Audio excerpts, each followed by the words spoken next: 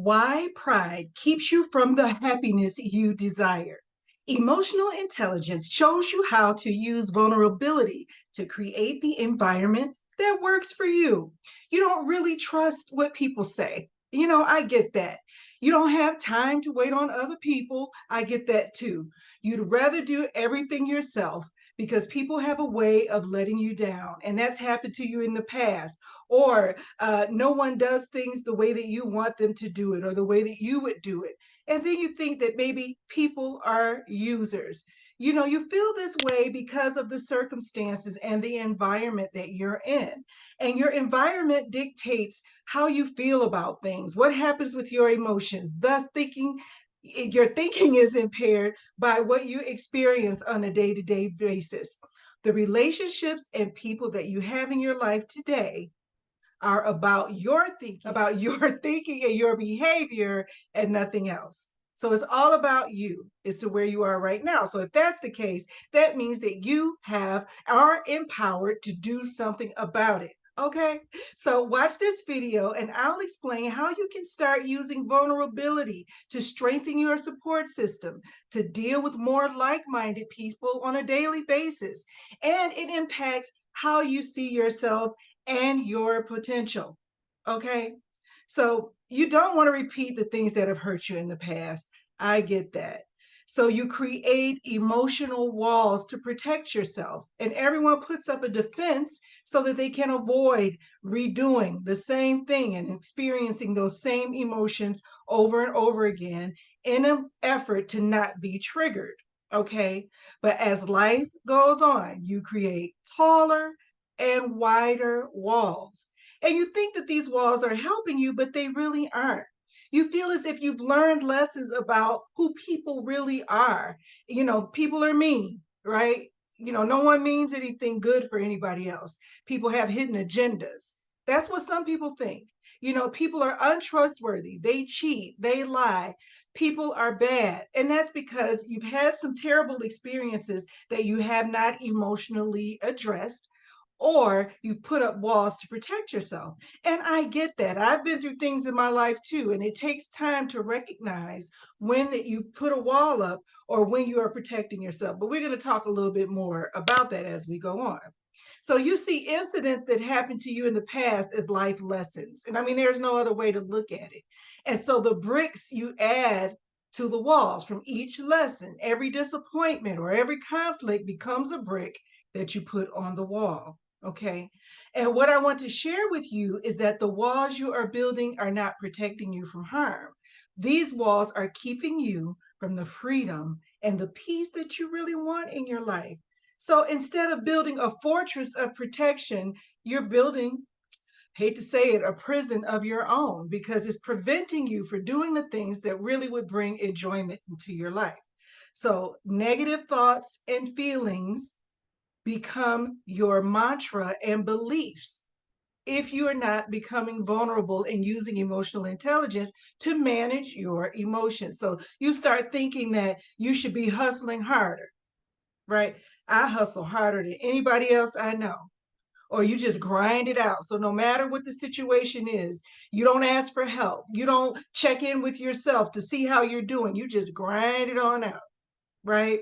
And then you think personally that everybody cheats, like there's no hope for the type of relationship that will really bring you joy, the type of relationship that will really make you happy and be a blessing in your life. That's not for you. I beg to differ. So wherever you go, you take your problems with you. So that's like a hopelessness statement. That's confirming that no matter where you go, you won't enjoy yourself. You'll just have more trials and tribulations. Look, you better stop thinking that way and definitely stop saying it, okay?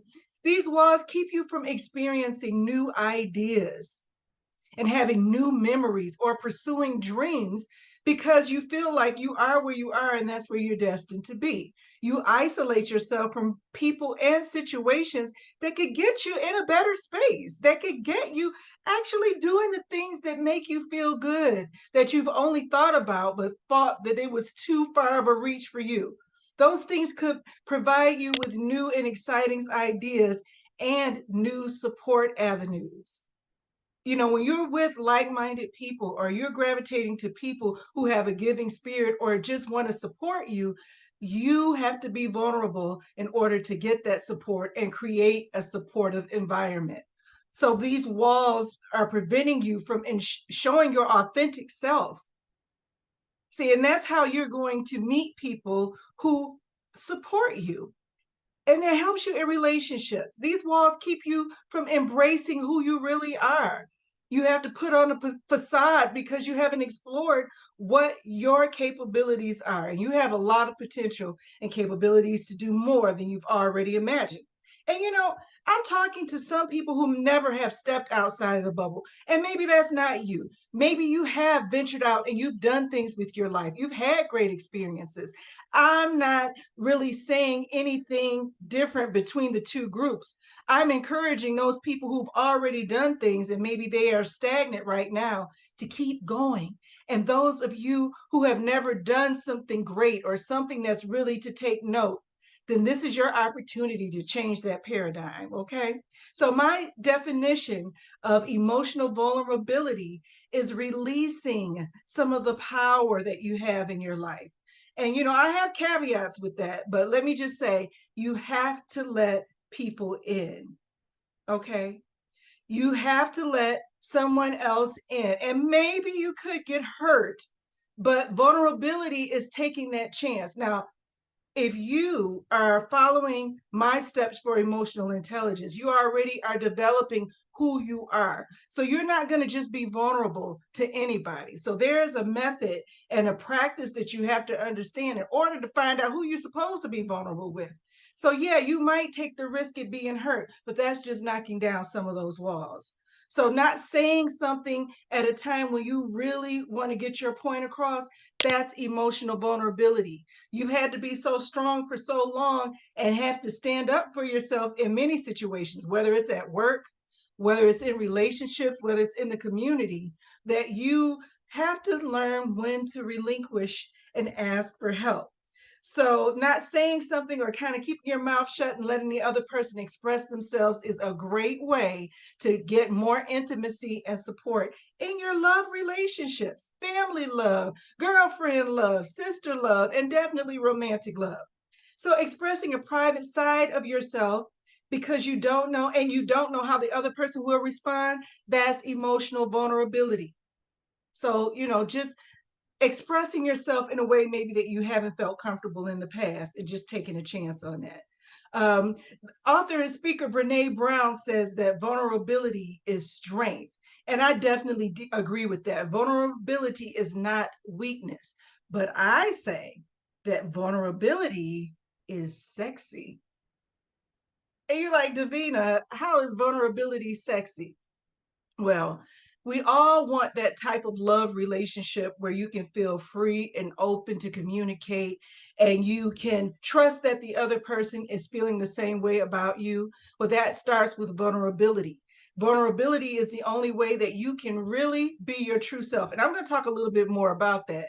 But the thing that I really want to add as a partner to vulnerability is boundaries, learning how to set up healthy boundaries. That's going to be a show within itself because I can't possibly cover them both in this short period of time. But let's talk about how and when to use vulnerability to create the environment that works for you. And, part of that is understanding the things in your life that bring enjoyment or the things that you want to pursue as goals or to change your life to have a particular lifestyle. So, your environment are the people, places, and circumstances that you engage with on a regular basis. And did you know that you have control of your environment? Your environment doesn't just happen to you, okay? But let me just go a little bit deeper. The people you live with, work with, do business with, or have relationships with, the places that you go for enrichment or entertainment or even for work, they are part of your environment. So let's talk about curating that environment. And first, it's going to start with you. And vulnerability or emotional vulnerability empowers you to do more. Stepping into situations where you feel vulnerable can actually do wonders for your confidence and belief in yourself. It's like a booster to your resilience when you try something different.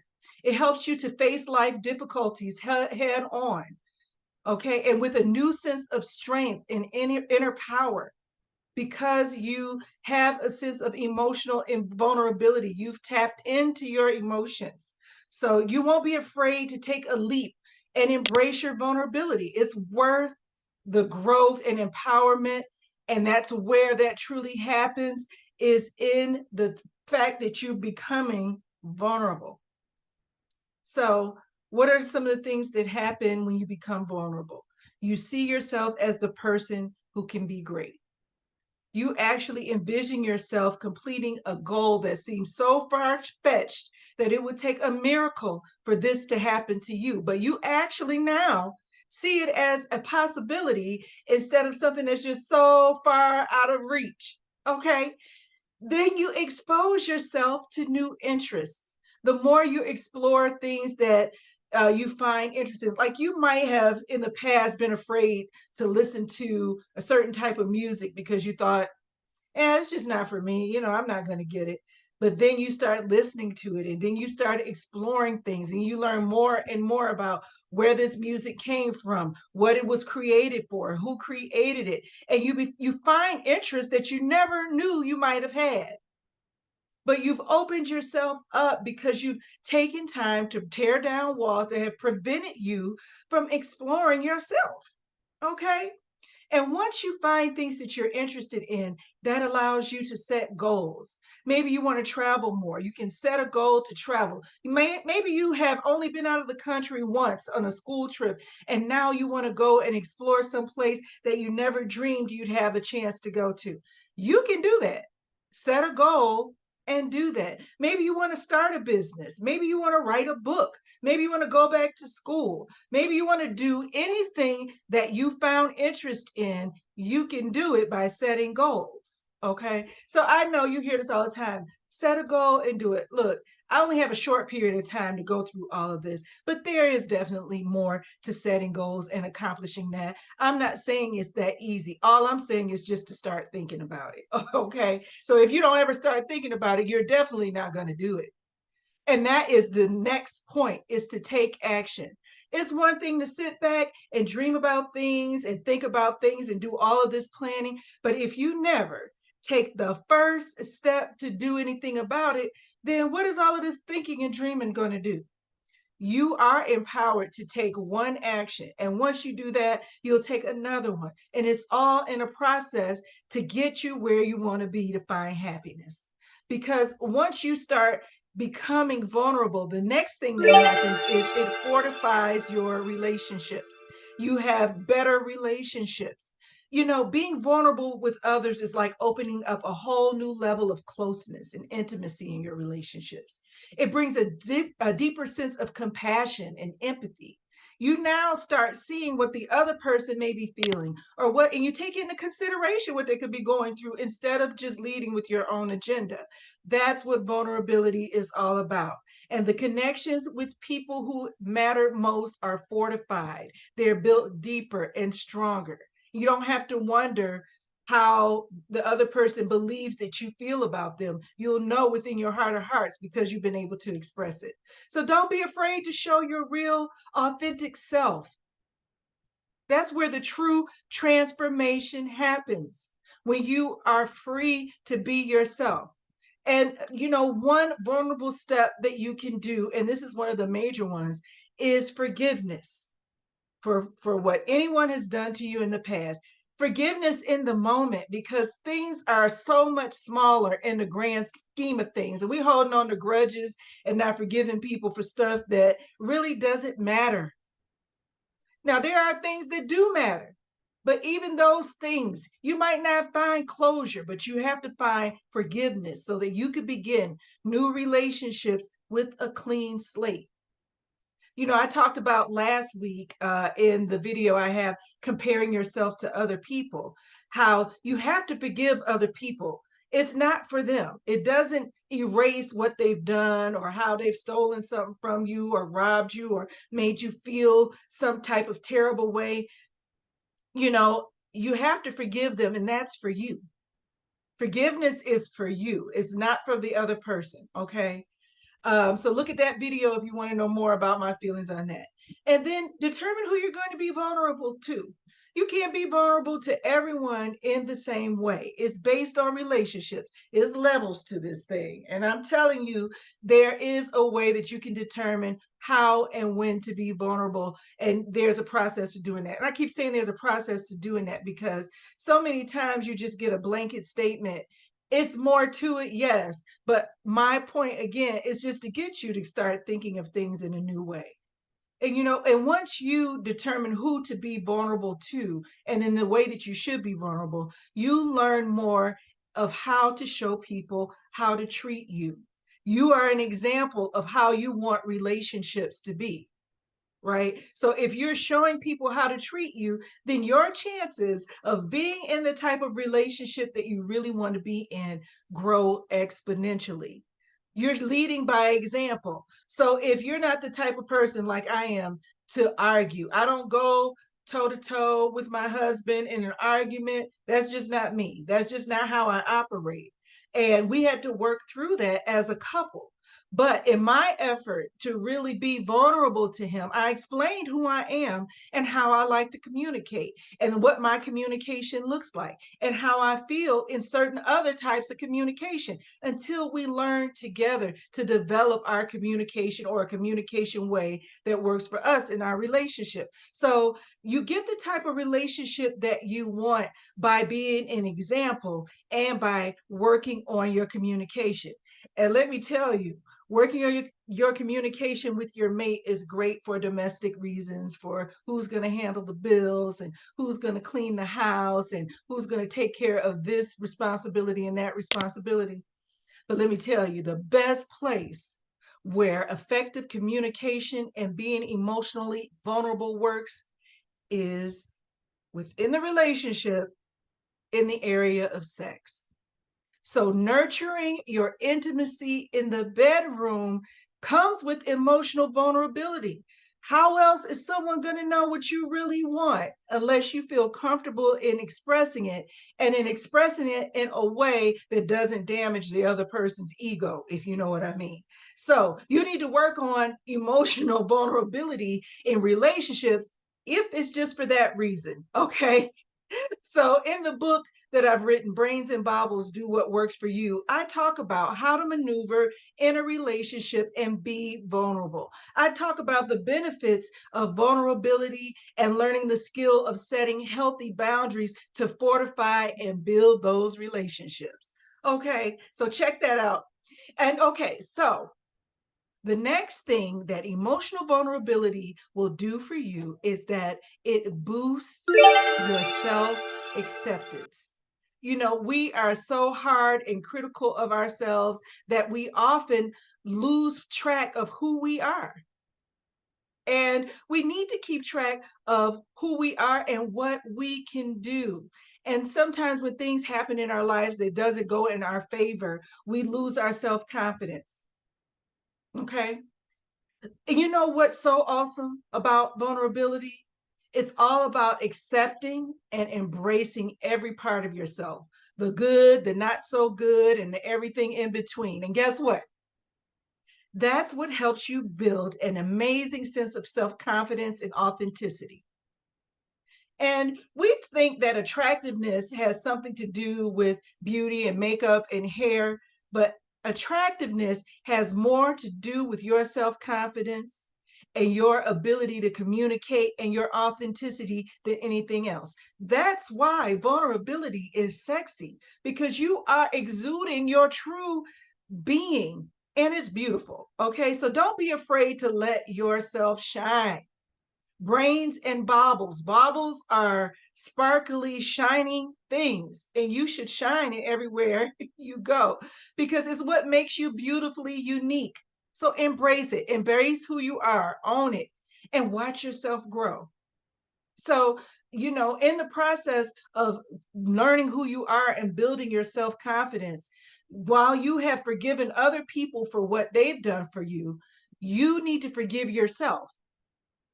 Don't blame yourself for what you've done. Maybe you've done something foolish in your younger years. We all have. Maybe you made a misstep and you've had long-lasting repercussions because of those missteps. Forgive yourself. We all have something that we're getting over, and everybody doesn't express it in the same way. So it's not about you telling somebody else that you're getting over something. You only need to talk to you. Forgive yourself.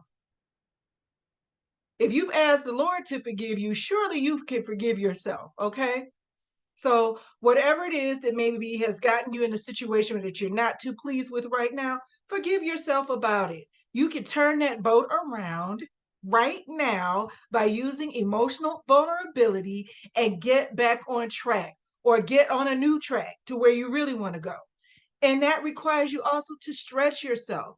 If you are stretching yourself, that means you're taking on new and greater challenges every time. And those new and greater challenges only serve to make you better, only serve to help you help more people. Okay. And then also trusting your desires.